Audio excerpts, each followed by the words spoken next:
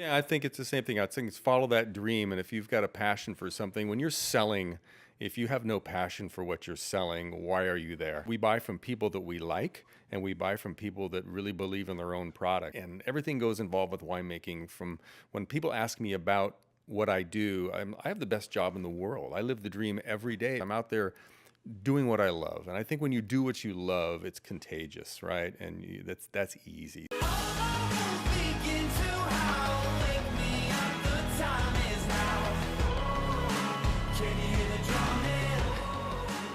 And now I have the pleasure of bringing on Paul Saban and Camille Saban. They're the father-daughter co-founders of Paul J. Wines. How are you two doing today? We're good. You're Thank doing you. good? Paul, how you Having doing? a great day. Okay, so father-daughter combo wine. It sounds like a fun opportunity. Whose idea was this?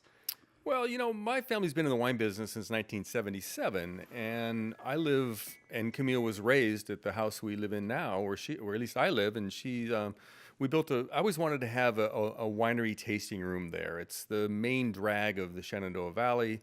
Everybody's driving by. It probably first came into my mind 15, 18 years ago. And about 2 years ago, it was like, okay, let's do this. So, family, Camille, growing up in the wine business, you grew up with wine, right? So, talk to us Yes, about when did you absolutely. develop your love for wine? So, to be honest, I remember trying it like as a kid or as a teenager, but I think like most people, you don't really get your taste for wine or beer until, I should. I might have got mine earlier than Right. average. I'm not going to lie here.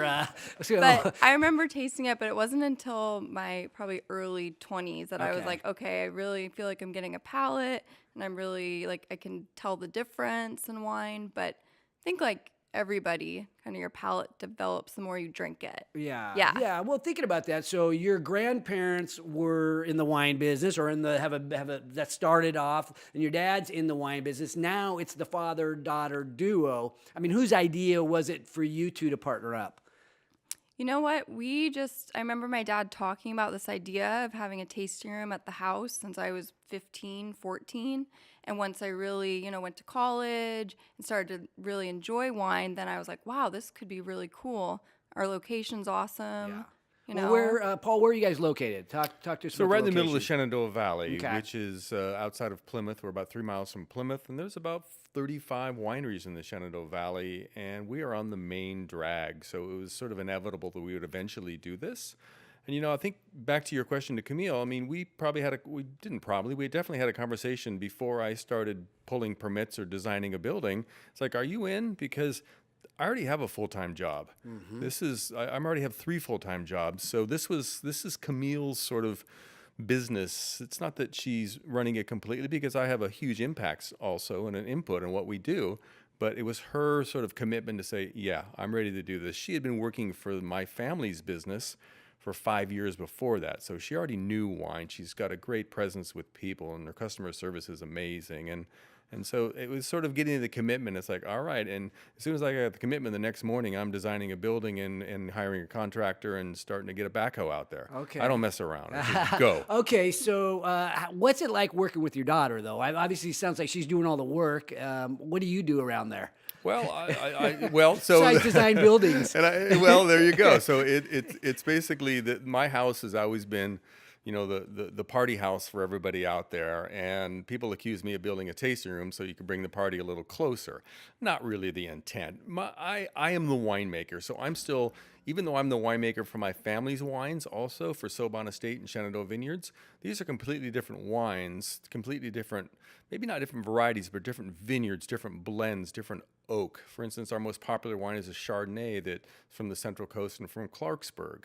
And I buy that wine from a friend who makes it for me, and then I finish it at the winery. So I'm doing the actual winemaking, and I would guess within 5 to 7, 10 years from now, I will turn that over to someone else, whether it's Camille or someone else. So Well, how's your wine different? To describe your wine to say the novice wine drinker, where does your wine fit into the market? So we are at this point a tasting room only Okay. winery, right? So you're only going to be able to buy our wines in the tasting room. So we don't have to go to Rayleigh's and say, hey, this is the type of Cabernet that sells at Rayleigh's, or this is the type of Cabernet that sells at a steakhouse. We can do a Tannat, which is a variety of Petite Syrah, exactly the way we want to do it.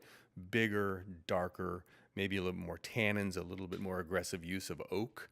People always say, I don't like oak in my wine, but the most popular wines that we make are the oakiest wines that we make. So I get to do the styles that I want. We have a rosé that's out here, the new Vermentino. These are things that Camille was like, hey, Dad, we should have these wines. We have people coming to the tasting room looking for wines like this.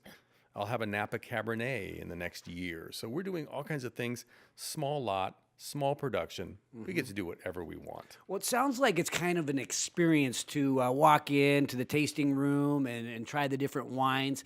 Walk us through what it feels like. I'm going up there, taking a car ride up there to do some wine tasting. Walk me through the experience. Yeah, absolutely. I mean, we really pride ourselves on having a really fun, comfortable space. Not just great wine, but great customer service. You're always going to get greeted friendly, smile, hi as you come in, which really means a lot to people. Have a great space, not just great wine. So, of course, we'll get you set up, go through your tasting with you, but we also have a great space. For example, we have a putting green with 9 holes. Oh, nice. At our tasting room outside near the picnic area. We have a bocce ball court, cornhole. We sell wine by the glass. So we really created a space for people to hang out and, bring a picnic, bring friends. Wow. Sounds fun. It's very fun. Okay, so I have to imagine you're the one that we're going to see when we go up there. Is that right? We're going to see you, and then what's the team look like? Is it a lot of younger people like yourselves, or is it old guys like your dad? Well, you know what? It's really a great variety, but probably one of my favorite things is everybody we hired to work in the tasting room, we have some sort of prior connection with. So whether it being family, friends, friends I went to high school with, new friends in the last couple of years. My boyfriend works there. He's our assistant manager, techie. He also works over in the cellar. So, when he's there, which is pretty often as well, people love talking to him about more of the winemaking side of it too. Then, of course, when my dad's in the tasting room, which isn't too often, it's kind of like a celebrity appearance when he's over in the tasting room. People love that, the hearing more about the actual like science to it. Well, my daughter and I have a real estate company. We've got different offices. She does all the work. I'm not even a celebrity appearance. I can't even say that. But I'm one, and we get along great because I just stay out of the way. But it sounds like your dad's a little bit more integrated into the business. I mean, what's it like working with your dad? I mean, you're not that. You're a young person. You're a millennial, I assume, and right. You don't need your parents around all the time, do you? No, I mean, we really have it figured out in there. Of course, like questions or getting approval for events, but most of the time my dad's just like, yeah, sounds like a good idea. Yeah. You guys know what you're doing. Yeah. You grew up in the business. Yeah, kind of, right? exactly. So, yeah, Exactly. Interesting. So- Okay, let's talk about the vision, right? So you're, a young person. Any ridiculously big dream? What does it look like when, as this thing matures? I just feel like keep doing what we're doing, just giving customers a great experience. We haven't even been open a year yet, and we have a pretty large wine club, which is very exciting because usually, that takes a lot of time to build, but we just have repeat after repeat customer, and it just, it just feels really good. We're definitely doing all the right things. That's great. How Yeah. important is a wine club? I mean, my wife is a member of different wine clubs now that she knows you guys have the winery. So I'm sure she'll probably be joining another one. But like, how important is the wine club? Because I have to imagine, from a business standpoint, the recurring revenue is just, It's huge. great. Yeah. It's huge. I mean, we as Camille talked about creating impression, the wine club is super important, and it gives us a chance to build on this wine club. Our wine club's a certain number, but I can envision us doubling that within a year for sure, just because we're going to start offering different levels of this wine club, different descriptions on certain wines that you can only get into that club of 200 people if you are willing to spend a lot more money on things like Napa Cab or Russian River Pinot, or things that we have the capacity to make and to do really an amazing job at. And the impression that Camille talked about the building is that this building was designed in my brain 15 years ago. And as you drive in, everything's repurposed. I have a friend with a lumber mill up there. It's salvaged lumber, whether it's beetle kill from the high Sierras. So the ceiling has this beautiful blue-gray pine. All the beam work is all solid cedar. On the outside, huge porches. The tasting bar is faced kind of wainscoted with old corrugated. The whole building is wainscoted with corrugated off of an old barn.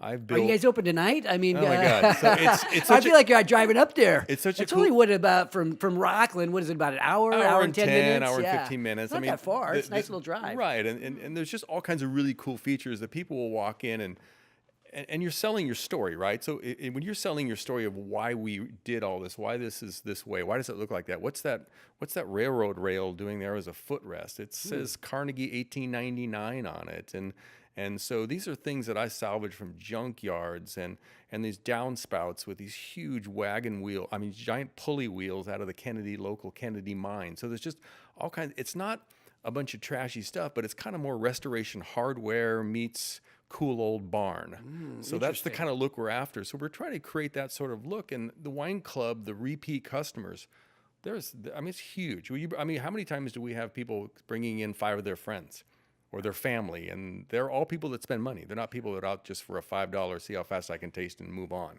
And So- you live near there, Camille, right? Or do you live there? Is it I grew up there, but I live in Jackson now, live which in is Jackson, 20 right minutes down the away. road? Yeah. Okay, yeah. So, thinking about advice to entrepreneurs, right? So we have people. What would you advise other people about starting a business and even starting a business with your dad, or somebody who's so close? I mean, you've got your boyfriend working there. I have to imagine there's kind of like pros and cons of that.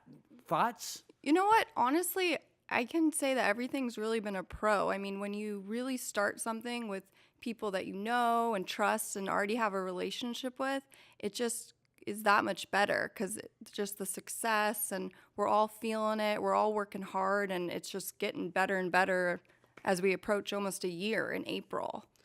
Paul, you said that Camille was sort of spoiled, but not spoiled rotten. What did you mean by that? Because obviously, she's a beautiful girl. She's a go-getter. Not what you think of in terms of millennial spoiled, right? She's a go-getter. Well, the first thing that you teach a teenager is how to work, right? So whether it's working with her horse when she was 8 years old, she went to a certain trainer that was like, I'm not going to put you on the horse. I'm not going to put the saddle on. You need to figure this stuff out. So that's sort of do for yourself, right? And those a lot of the opportunities that she's beginning.